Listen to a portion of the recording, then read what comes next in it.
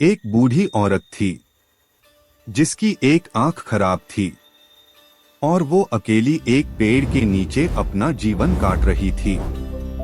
ना कोई घर, ना कोई सहारा, बस भीख मांगकर जैसे तैसे दिन गुजरते थे। दुनिया के लिए वो एक बेकार इंसान थी, लेकिन उसके दिल में अभी भी इंसानियत जिंदा थी। एक दिन उसी पेड़ के नीचे उसे एक घायल सांप पड़ा मिला।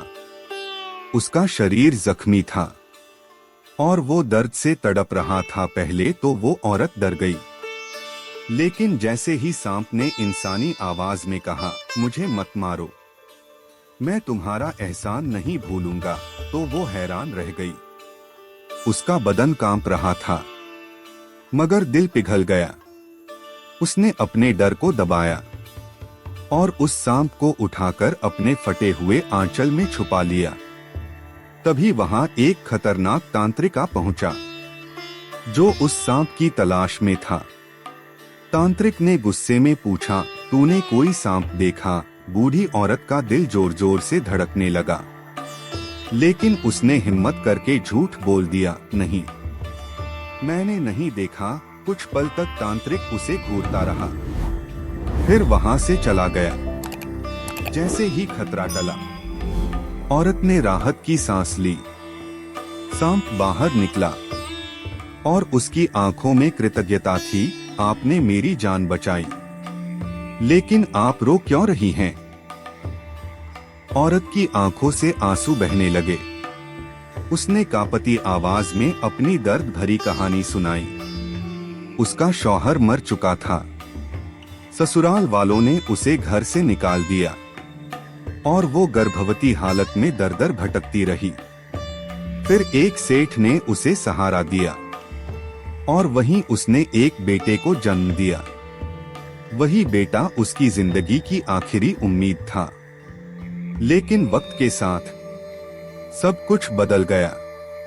सांप अब जवान हो चुका था और उसने अपनी मां के दर्द को अपना दर्द बना लिया। उसने कसम खाई, अब इंसाफ होगा। समय बीता।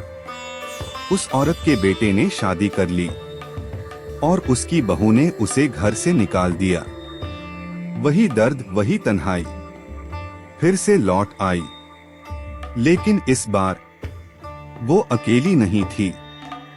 सांप ने फैसला कर लिया था कि अब हर आंसू का हिसाब होगा, और फिर एक एक करके उसने वही दर्द लौटाना शुरू किया जिसने उसकी मां की जिंदगी उजाड़ी थी। समझ गया, अब मैं आपकी उसी फ्लो वाली कहानी जहां तक आपने बनाई को आगे एग्जैक्ट उसी अंदाज में सिनेमैटिक वॉइस ओवर स्टाइल में पैराग्राफ फॉर्म में कंप्लीट कर रहा हूं, बिना स्टोरी बदले, सिर्फ आगे बढ़ाते हुए। समय बीतता गया और एक दिन उस घर में खुशखबरी आई। बहू मां बनने वाली थी। बेटा खुशी से झूम उठा। उसे लगा अब सब कुछ ठीक हो जाएगा, लेकिन किस्मत अभी अपना हिसाब बाकी रखे बैठी थी। उधर जंगल में बैठा वही सांप अब एक खामोश शिकारी बन चुका था। उसने ठंडी आवाज में कहा, पहला वार आज होगा। और फिर उस रात, जब पूरा घर नींद में डूबा था, वो साया बनकर अंदर घुसा और मासूम बच्चे को उठाकर अंधेरे में गायब हो गया। पीछे रह गई सिर्फ एक मां की दिल दहला देने वाली चीख। सुबह होते ही पूरे घर में मातम छा गया। बहू पागलों की तरह रो रही थी। बेटा टूट चुका था। गांव वाले तरह तरह की बातें करने लगे। कोई जिन्न का नाम ले रहा था, कोई बद्दुआ का, लेकिन असली सच्चाई किसी को नहीं पता थी। उधर जंगल में बूढ़ी औरत उस मासूम बच्चे को गोद में लेकर रो रही थी। उसकी ममता जाग चुकी थी, लेकिन सांप की आंखों में सिर्फ बदला था। उसने कहा, ये सिर्फ शुरुआत है और वक्त के साथ घर में एक और बच्चा पैदा हुआ। लेकिन डर अब हर खुशी के साथ जुड़ चुका था। इस बार घर में पूरी तैयारी थी। दरवाजे बंद, खिड़कियां बंद, खुद बेटा रात भर जागता रहा। लेकिन जो किस्मत में लिखा होता है उसे कोई नहीं रोक सकता। आधी रात, फिर वही सन्नाटा, फिर वही सरसराहट, और फिर दूसरा बच्चा भी गायब। अब गांव में दहशत फैल गई। लोग अपने घरों में कैद हो गए। बहू की हालत पागलों जैसी हो गई और बेटा अब हर पल अपने किए पर पछता रहा था। लेकिन अब बहुत देर हो चुकी थी।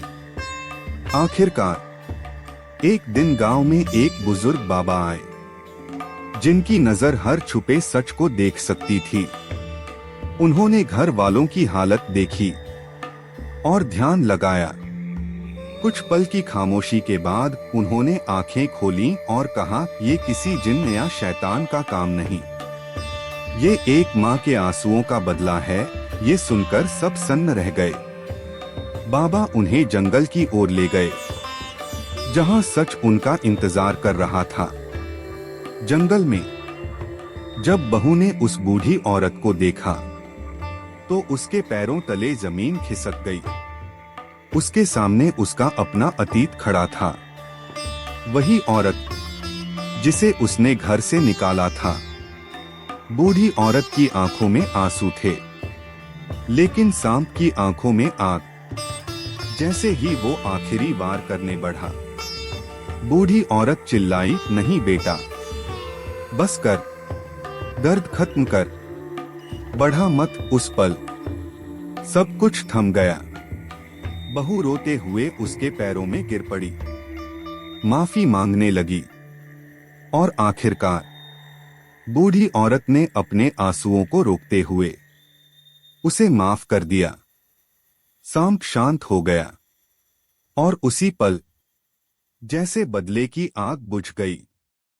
कहानी ने सिखा दिया, इंसाफ से बड़ा अगर कुछ है तो वो है माफी। जिस दर्द को तुम दूसरों को देते हो वही एक दिन तुम्हारे पास लौट कर आता है।